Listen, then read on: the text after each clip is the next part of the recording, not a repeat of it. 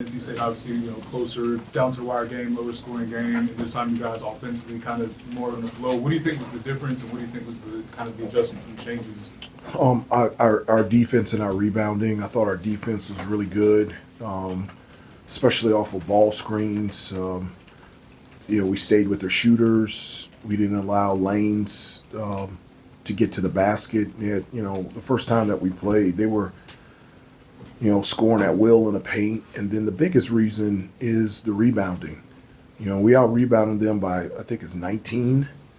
And, they had 16 offensive rebounds against us. It's something that I communicated to them every second of the day, the last couple days at practice. And so, it was huge for us to finish the possession with a box out. And we felt like if we could box out and rebound, we would be in perfect position to be able to get out in transition, and that's what we were able to do. Some of the guys said the mission going in was to put them away early, and they felt like maybe the press and some other things were going to do that. How do you get them to bottle that up and move it forward? They thought that gave them a lot of fuel. Well, the message was to box out and rebound. The message was to take care of the basketball, because I felt like in the first time that we played NC State, our turnovers, our shot selection wasn't very good at all.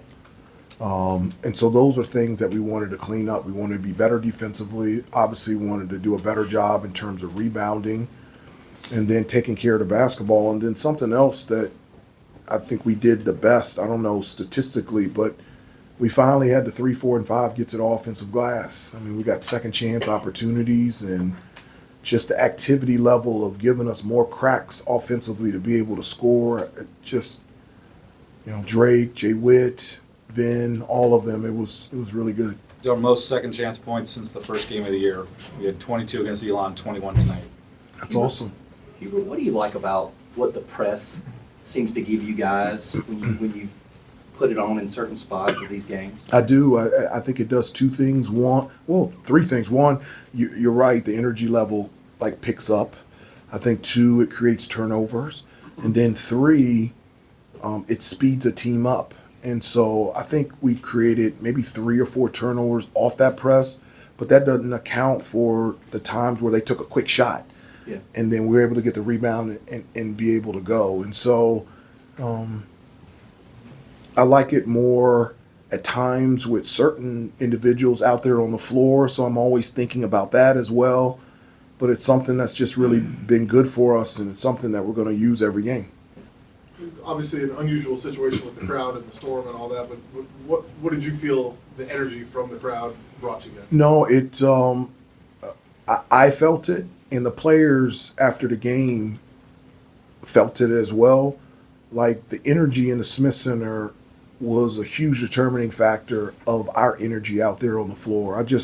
I can't thank the fans enough in this weather to be able to have 14, almost 15,000 fans come in the middle of a snowstorm to be able to support this team. A number of students came to be able to support their fellow classmates. And again, it's really neat that, they were able to walk here, and to be able to support their classmates as well. So it reminded me, I think it was 2014 when we played a makeup game against Duke, and the crowd, just the energy level. And so when I walked out, I felt it, and felt it throughout the game. Just much thanks for everybody. Did you feel a difference of having the students down low compared to up high for the Duke game?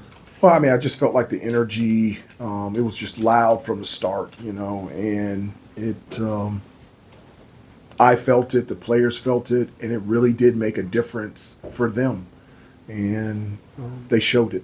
Just a couple more, because it's late, icy, and we're back here in 2 days. A couple more. Harrison Ingram was at practice this week, and do you think it's coincidence that the team took on maybe a little bit of his personality tonight with the rebounding and being more aggressive overall?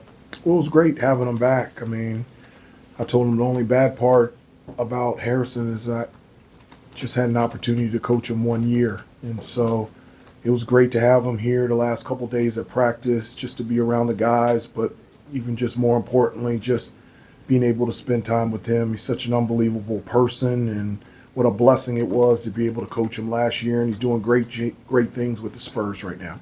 How important was it for those guys coming off the bench to provide over 40 points today? I know the energy level stayed the same, or he's even better coming off the bench. You know, you got Seth coming off the bench and giving his energy on both ends of the floor. Ian, Cade came in there, knocked a couple threes in. I'm so happy for him, and I thought he played extremely well. Jay Wash, and so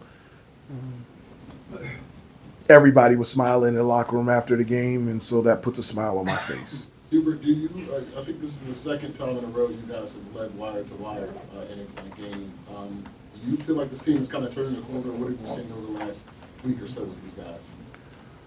Well, I thought it was one of our most, if not the most complete game that we played all season. I thought, our energy, our effort, our attention to detail on both ends of the floor was really good. The energy from the bench was sustained or even better. And so I'm really happy about that. And, turning a corner, I don't know, but I know that we played well tonight. I know that our practices over the last week have been very spirited, and it's been the best practices that we've had all season in terms of competitiveness. And we'll do that Thursday and Friday in preparation for a really good Virginia team. Thank you, Hubert. Yep. So an Thank you. ACC play.